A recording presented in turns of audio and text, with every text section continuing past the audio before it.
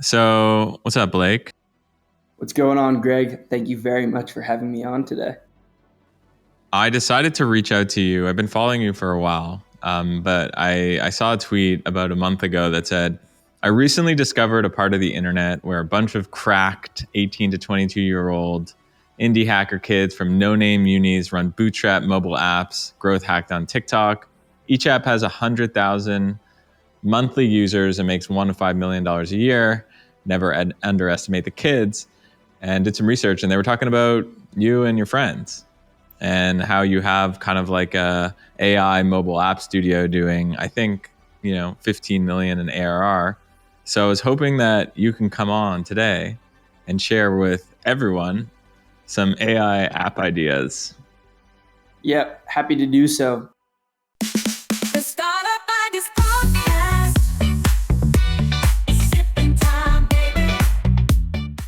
Quick context on myself.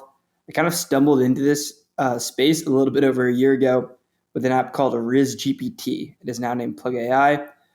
We ended up scaling that to a little bit over 3 million downloads, 200,000 monthly revenue. I then built Umax. That has done over 10 million downloads, 500,000 monthly revenue. Now I think it's closer to 400,000, but at our peak, we were around 700,000 in monthly revenue. And then most recently, Cal AI, which we launched just like a little bit over 6 months ago and is at about 2 million downloads and over $1 million in monthly revenue. Yeah, I think I'm like I mentioned, I kind of just happened to stumble into this space, but it's a pretty fascinating place of the internet and specifically entrepreneurship to be right now, because it kind of takes the intersection of new functionality in terms of applications that can be built as a result of AI, crossed with novel distribution tactics, largely pioneered by e-commerce people. And so when you take the two of those together, it creates for this space where you have like a small proportion of kids, essentially like aged 18 to 22. I'm 23, that are kind of running the entire space and at the forefront of it. Absolutely, man. And I think a lot of people like me who are in my 30s, and I'm sure people listening in their 40s, 50s, 60s, are kind of like, what's going on with the TikTok kids? And it's interesting to see that a lot of the products have AI with it. I mean, I'm not surprised, but yeah, what's your take on that? Like, is there an opportunity before you get into your ideas and before we like start cooking, basically? Is there an opportunity to create apps that have like not AI, or do you have to come up with an AI app idea for TikTok? Yeah, so I believe that, and I'm really excited to get into some of the ideas that we have to share later on. But I believe that we're currently just scratching the surface of new application functionality that can be built and delivered to the end user using these new AI tools. So, for example, with Umax, Umax was a facial analysis and recommendation application. In the past, this was possible to build. However, it would have taken significant investment into developing internal proprietary ML facial recognition models in order to build it. However, with the use of AI, specifically GPT vision, I was able to do so with essentially zero upfront development cost, with the exception of my own time. I think that what we're seeing right now, as I mentioned, we're like scratching the surface of these new functionalities. But what AI really enables us to do is to deliver personalized and like personalized functionality that can be updated in real time through the use of these AI backends, as well as building technologies that previously would have cost a lot of money. And so we're seeing the new TikTok AI apps, like this is the start. But as we progress, as AI becomes more advanced and increasing functionality, as well as people building more complex applications with it, I think what we're going to see is just a 10x in the end user experience with regard to how we interface with technology. Cool. Well, yeah, let's dive in. What's idea number one? What do you got for us? So, as you guys have heard, the applications that I built have really been around sort of AI virality. The first two specifically. RizGPT, how to text girls, UMax, how to looks max, right? But Cal AI was primarily around functionality. You take an archaic sort of industry, calorie tracking, where it was not very easy for the end user. A ton of people have gripes with apps like MyFitnessPal, and you make it easier with the use of AI.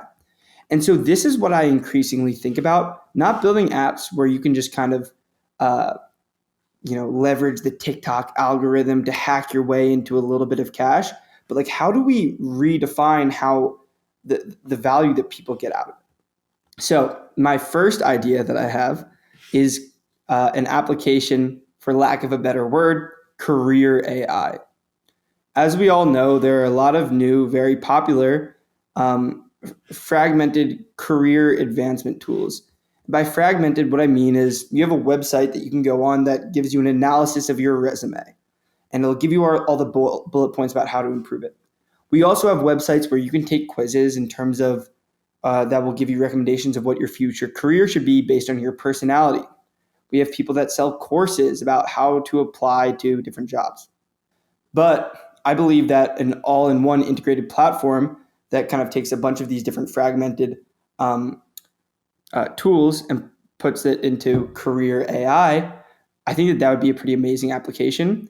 And specifically, as someone who just recently graduated from college, I know the trouble that a lot of people have in finding jobs, finding internships, that sort of thing.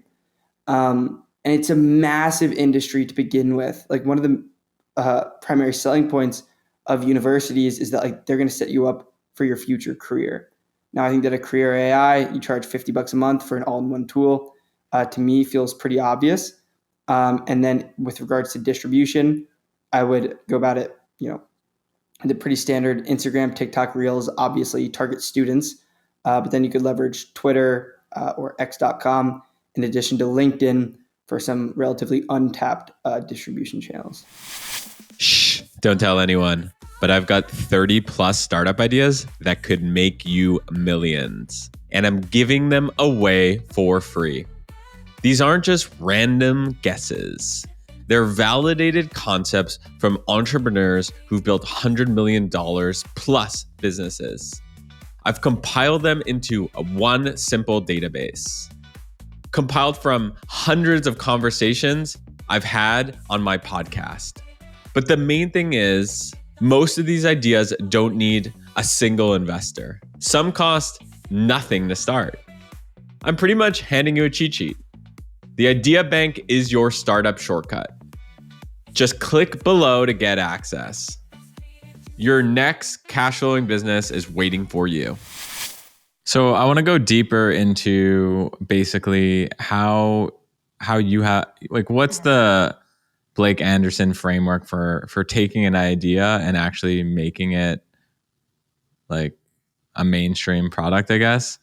So for example, like you said, yeah, just target students with Instagram Reels and, LinkedIn and TikTok. Like, could you walk us through what you would do if you were building this and you had this idea? Like, okay, you have the idea. Where do you go from here?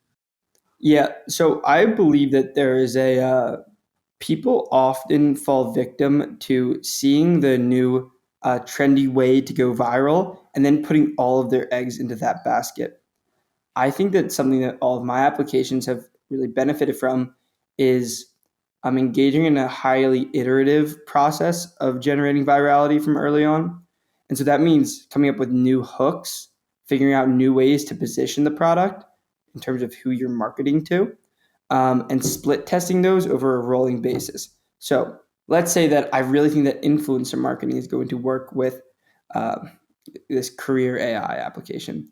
I'll find influencers in the general ed tech space that talk about study tips.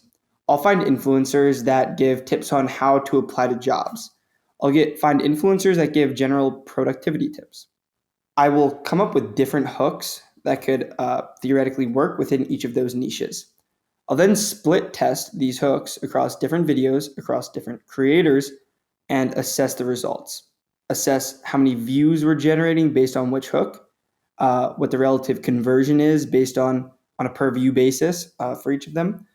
And then over time, start to develop either a mental or real statistical model that will be able to inform your future uh, distribution strategy. I hope that makes sense, but somewhat akin to how platforms, Meta, TikTok, etc., will split test your different creatives, applying the same strategy to influencers or internal UGC or creative hook generation, that sort of thing. And how do you find the influencers? Like, do you go through? Do you just like kind of reach out to them? Yeah. So I was actually looking at this today because I thought that this was uh, pretty indicative of what I do, which is kind of different from a lot of people. Number one, I don't use influencer marketplaces or databases.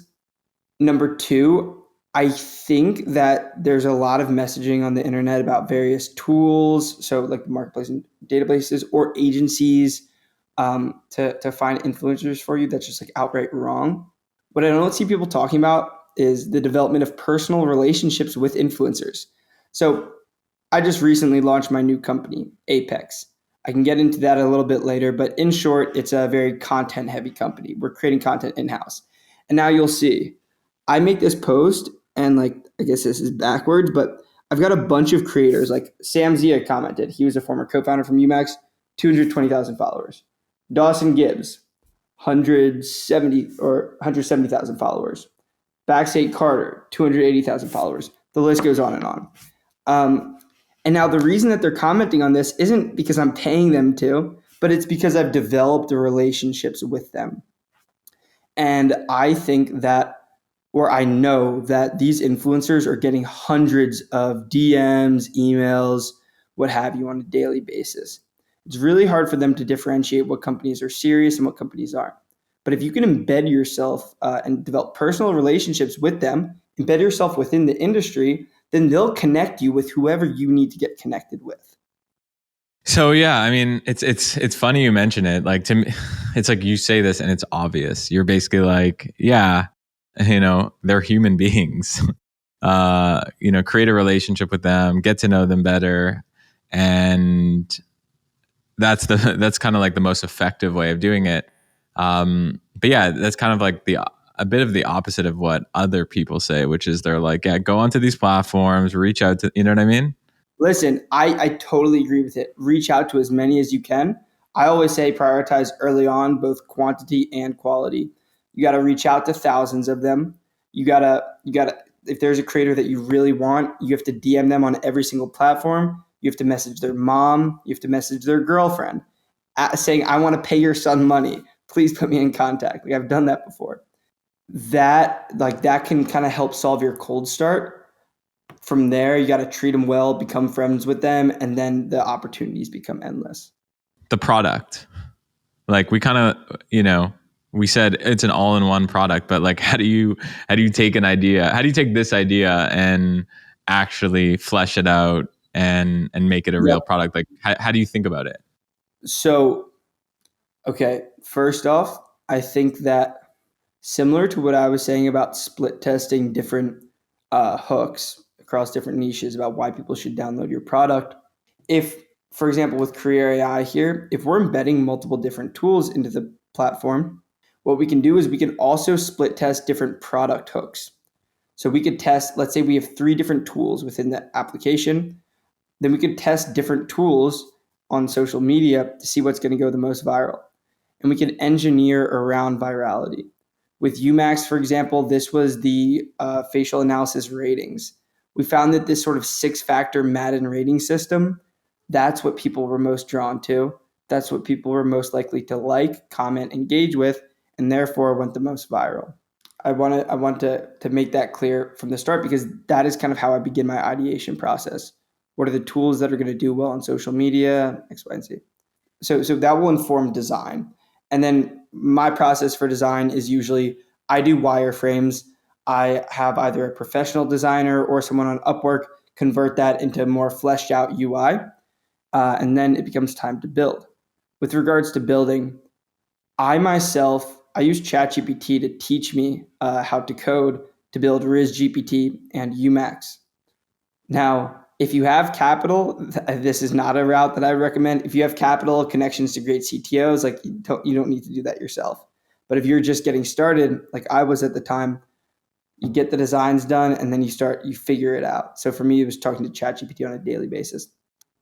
Originally, I used Swift UI, so I was getting code from ChatGPT in Swift UI, placing that into Xcode, moving forward. Now, when I code, I'm doing it in Cursor with React Native. I just started doing this about a month ago. Quick note: I did not code Cal AI, so I coded RisGPT in the first version of Umax. Yeah, I think that people are often looking for like a one size fits all answer when it comes to the development side of things. I just don't think that it exists. I think that it's different for everybody. But what Totally. I can say is what I'm doing now is React Native and Cursor. And with career AI specifically, like if you were building this, like what features do you think would be need to have? So I would think around two things, like think about around the cross between functionality and virality. The resume analysis, that's very high functionality. Now, how do we take something that's functional, right? Scanning someone's resume and giving tips on how they can improve it. How do we also make that viral? So what I would probably do here is a 6-factor rating system similar to Umax. I would give them scores based on different sections of their resume. Now I would design those scores around the sort of popular edtech content right now, get in contact with the edtech creators, and then have them start to post. So that's just on the resume analysis side of things. I would also do a career analysis. You take a quiz, and then at the end of it, it's a nice, pretty screen that says, you should go into X, Y, and Z. And then I would probably figure out how to create a trend, which is like people being really excited because they're a senior and they got recommended computer science and that's what they've been studying. And then people being like, wait, why did it take until I'm a senior to realize that I shouldn't be studying this? And then create that content on social media. And I think that I can make that viral relatively quickly. Cool. All right. Thanks for that free idea, career AI. What's idea number two? Okay, idea number 2 is journal AI. I haven't seen anyone crack this quite yet. I know people have spoken about it. The way that I would build it is somewhat of an AI second brain, but branded and framed as a journal. Um, and the sort of analysis that you would get would be things that would help increase your productivity, emotional support, relationship analysis. Um, and I really don't think it would have to be that technically robust. I would say essentially just ChatGPT with more complex memory storage and UI that's more conducive to journaling. So when I hear that, kind of like maybe because I've been around for a while, like there's so many journaling apps. Is your thesis is that the AI angle is enough to kind of to get people excited? Is that the thesis? Yeah, so I think one of my theses here is that I've seen people organically use ChatGPT as their journal and get a lot of value out of it. I've essentially done that myself. Um, Now, I'm not a daily journaler, but when I provide ChatGPT with, I have notes on my computer that just have a lot of information about some topic, and maybe too much to be contained within ChatGPT's memory. And when I want to go get a deeper analysis, I'll go paste those in. And now I think that, uh, yeah, sort of like an emotional support assistant framed as a journal would be pretty easy to get it to go viral, as well as I think that there would be pretty high value add. We have this like one-sided relationship with journals where we put in and get nothing out, and that's great to some effects. But I think the ability to get that sort of like intricate objective analysis back out, similar to how we like, I think a lot of people building this are thinking of it as like a therapist AI, but I wouldn't brand it as that. I would brand it as a journal AI, if that makes sense. Yeah, I remember Peter Levels. I'm sure you know him. He did AItherapist.com or something, and he closed it down. Also, like there's like you can't just call it a therapist because like therapy is like you know uh, you can't just it's not a therapist. Like, you have to go to school and stuff like that to be to be a therapist. So journaling also, the other interesting thing is it's something that people know. Like, they know what a journal is. So if you call it like AI journal or journal AI, I mean, that's a question for you. Like, how do you think about naming some of these products? And and we're really getting into the nitty gritty, but I think it's important. Is putting AI in the name important? Yeah, people ask this question a lot. I think that uh, it's hard to say at this point in time. I think that the appending AI is valuable when you are creating innovation within a relatively stagnant industry, such as Cal AI within the calorie tracking space. Like, calorie tracking as a whole, people viewed it as archaic and it's slow and it's annoying and it's complicated. So then when we add AI, that brings a level of sophistication. Now, on the flip side, when it's something where, if you're building like a medical document service or something where like you need 100% accuracy, and any minor errors would be unacceptable, the system just wouldn't work. I would probably not include the term AI, as people would be a little bit skeptical or scared that it may become dangerous in some capacity. So that's how I think about it. But, I mean, my co-founder Zach from Cal AI recently made a tweet about how adding AI at the end was a negative signal. He and I had a lengthy discussion on that. Kind of came to this resolution that I just referred to just now. But yeah, I guess that's how I think through it. And now, with regards to Journal AI, the names that I'm using right now are just because they're easy to wrap your head around. I'm not sure if I would name it Journal AI. Maybe I would try to name it something like Junie or like Journey, that like feels more friendly. Um, but yeah, I wouldn't say that I'm by any means a master of naming. So maybe there are better people to go to on that front. Yeah, but I think all your names resonate. Like, there's a reason. Like, if you're my thesis is that if Cal AI was just called calorie tracker, Mm. it might not be, like, it probably wouldn't be where it is today. That's my Yeah, that's I my agree. thesis. I think Cal AI is probably the name that I'm most proud of. The reason for naming UMax, for example, UMax was because the plan was to become this like all-in-one self-improvement ecosystem that I'm now building with Apex. Now, for a number of reasons, I decided not to pursue that. But in retrospective, UMax, if the plan was to take it to where it is now, I probably would have named it LooksMax AI, as our copycat ended up doing. So. Quick ad break.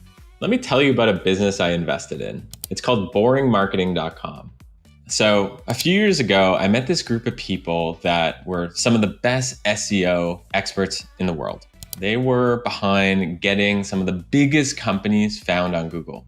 And the secret sauce is they've got a set of technology and AI that could help you outrank your competition. So for my own businesses, I wanted that. I didn't want to have to rely on Mark Zuckerberg. I didn't want to depend on ads to drive customers to my businesses. I wanted to rank high in Google. That's why I like SEO, and that's why I use boringmarketing.com, and that's why I invested in it. They're so confident in their approach that they offer a 30-day sprint with a 100% money back guarantee.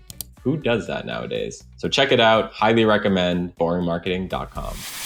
Okay, cool. And let's just talk, before we move to the next idea, could we talk about how you think about paywalls, and are there any tools that you use for testing paywalls and stuff like that? And how do you think about just like Yep. pricing strategy Shameless for this plug. for this in particular too, like this idea? Yeah.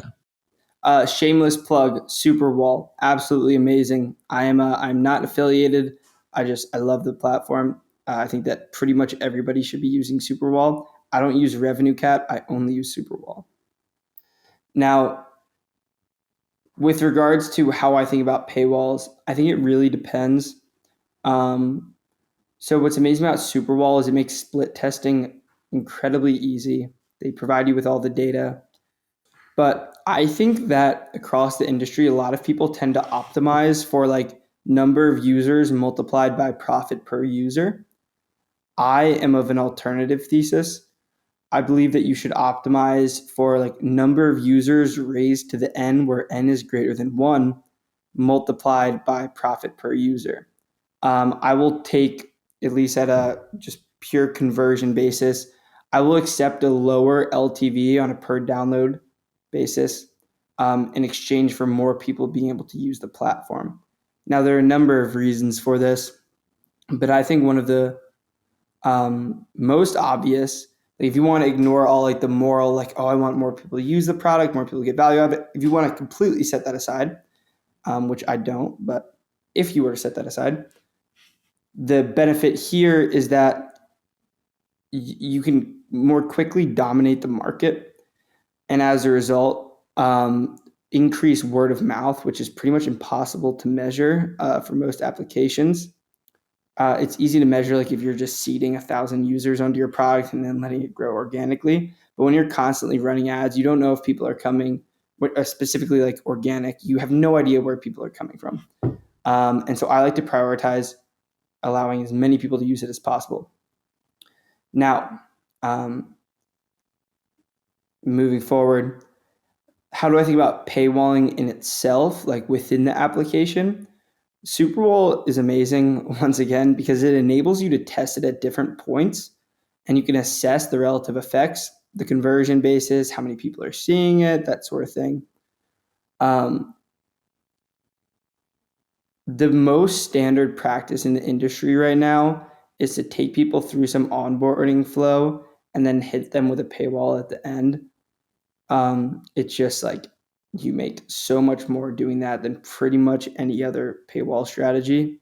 When you say that, are you talking about like it's a quiz or something like that, and then at the end Yeah, it's like there's a enable paywall? push notifications, input your personal information so we can customize the application for you, and then you get hit with the paywall. Um, I've done this for my applications for the most part. Uh, I do not necessarily think that it's great practice, but it is efficient practice, if that makes sense. Like I don't think that it's morally great. I don't like feel good about it, but like Totally, because like people are investing, like they might see a TikTok about it or a reel, whatever. They download the app. They're super excited. They're filling in their information. They're investing essentially their time, yeah, it's and some and cost then and you're use. and then they're just like, oh, $6.99 a week or something. Yeah, Yeah, I think. Yeah, I don't know. I'd like to I guess it. believe that I the guess it way. depends on how you do it, right? Yeah, I mean, so yeah, I don't think. I don't think that it moves the needle much. Like I don't think that it's that good or bad. I like to believe that with what I'm doing with the money at the very bottom of the funnel, like what I'm using it for, with what I'm currently building, kind of offsets. Not a big deal. Like I said, I think that this industry as a whole doesn't really move the needle very much, but it is, you know, the way that I generally think about these things is like capitalism is good in my belief, and therefore increasing market efficiency in generally just taking the market in a quicker manner to its inevitable end state. Um, and so, yeah, I guess that's kind of how I like offload the responsibility. Dude, we have to do one more idea. We have to give us one last idea. So I think that this is one of the biggest applications on the App Store, Duolingo. Duolingo is an amazing application. Like it's built out so well. Now that said, if you can acquire even just like a couple percent of the market share by integrating new AI functionality quicker than them, you can build a massive product. And that's where I would say that a good idea is a language AI or language tutoring application. Uh, Obviously, the ChatGPT voice to voice model is currently pretty expensive, but my inclination is that that will significantly decrease in cost over time, or other models will come out of similar functionality with decreased cost. So, by building a language tutoring application where you are just always up to date with the newest AI functionality, and you build the UI around sort of dynamic learning. Like as we know, Duolingo generally has more static modules that you go through, A, B, C. You build a language learning application that updates dynamically. I think that there's a lot of value there, a lot of value to be created, as well as a lot of value to be captured. People who want to learn languages are generally pretty high intent. So I think that that'd be a pretty awesome one to build. What do you say to people who say, but Duolingo just announced 2 AI features? I think it's called like adventures or something like that. Like, how are you gonna compete with Duolingo? Yeah, this is exactly what people said to me when we were building Cal AI. People are like, dude, my fitness pal is so big. They're going to build in this space. And my answer was, well, they won't work as hard as us. Their incentives internally are not aligned to the point where they will be able to iterate and progress as quickly as us. So here's what I mean by that. The engineers at MyFitnessPal, like MyFitnessPal to begin with, has been like traded back and forth, sold so many times, that the people that are doing the groundwork probably don't have that much equity, you know? And so the engineers don't care that much. Like they're just kind of doing their job. Similar with the social media managers. And so our Cal AI's so calorie estimations based on images are just significantly better than MyFitnessPal. We have a pretty robust system built out at this point. In addition, we're pioneering new ways of marketing on social media. I would wager that the same pretty much applies to Duolingo. Now, I wouldn't be surprised if their engineering team was a lot better, significantly higher valuation. Now, that said, uh, Duolingo is the go-to application for language learning right now. But if you can figure out just like a few percent changes for people to learn languages in different ways, and then some novel distribution strategies for that, Duolingo's worth like what, $10 billion. If you can, like I said, take just 1% of that market share, you immediately have an application worth $100 million. And I think that for the same reason that Duolingo is so big, there's so few people trying, which just makes it so much easier to succeed when applying these sort of new wave tactics. Yeah, I mean, the short answer is you don't need to reinvent the wheel. You know, I was actually earlier this morning, I was on TikTok Creator Insights. And for people who don't know, go on TikTok, search for TikTok Creator Insights. And you basically get like a Google Trends, but for TikTok, and you can see, what are people searching for and what's trending and stuff like that. And one of the interesting things was today, what was trending? A ton of how to learn French, how to learn Spanish, how to learn Arabic. How to learn Arabic, I remember search volumes up 1,000%. So yes, Duolingo, it may continue to grow, may continue to be a juggernaut, and that's cool. But there's an opportunity right now with creating AI first apps that I think when you pair that with great creator content, there's just an opportunity to not even take part of their market share, because the reality is these people are not even using Duolingo. That's the reality. Yeah, creating new market share. I totally agree. I think that is to dive a little bit deeper into something I mentioned earlier. Like I think that a lot of these apps are just pioneering new ways for people to learn and improve themselves with the use of AI. I think it's a pretty incredible personalized learning tool. And when ChatGPT first came out in like December, November of 2022, there was a lot of speculation about the future of AI tutors and within AI or learning languages or personal training, that sort of thing. My inclination is that uh, at the very minimum, the first step of this is just AI tools, AI apps that do this, as opposed to being like framed as a tutor. It's just it is doing the tutoring through its UI, if that makes sense. Yeah, of course, of course. So yeah, I think it's really awesome. Like the plenty of room for Duolingo to coexist with an application that uses AI to pioneer completely novel um, functionality within the language learning space. Same thing goes with calorie tracking. Same thing goes with career advancement. Same thing goes with journaling. Before we head out, like, do you have any, like, I think people listening to this are like, okay, those are 3 ideas. But they might be like, I want to come up with more AI app ideas, and then I want to create a framework. I want a framework for that. Do you use things like Sensor Tower? Do you use things um, like any tools like that, or are you just coming up with these ideas while you're walking on the beach in San Diego? Yeah, so I certainly use Sensor Tower to assess like the size of the other players in the space, but I think few things have helped me. One, as you mentioned, walking the beach. Like for me, it's generally hiking. I find that I'm able to think very clearly. Two, deliberate scrolling on social media and curating my feed around whatever it is that I'm interested in. So I'll create burner accounts to like when I was building Umax, I had a burner account where it was like only looks maxing content.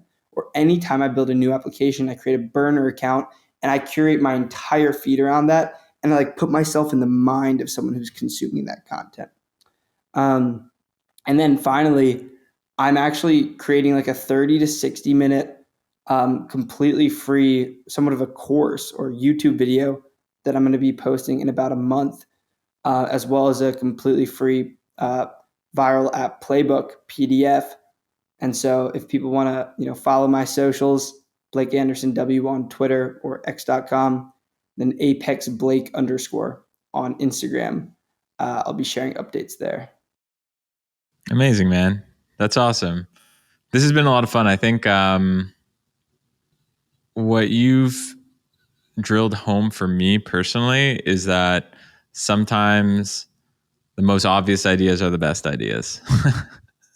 Calorie tracking, language learning, journaling. Like this is things that you look around in your everyday life and you see these people doing it.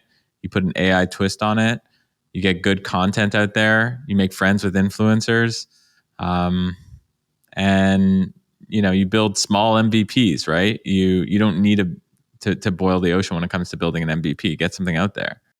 Yeah, I think that like 10 out of 10 ideas are great in that it's pretty much impossible to fail with them. Like Riz GPT was one of those, obviously with like a relatively low ceiling, but it was a 10 out of 10 idea for getting my first small win.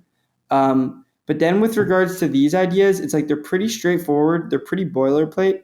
But if you can just follow like the standard methods of like the new styles of execution, of building, of functionality, of distribution, you can pretty easily build a massive application.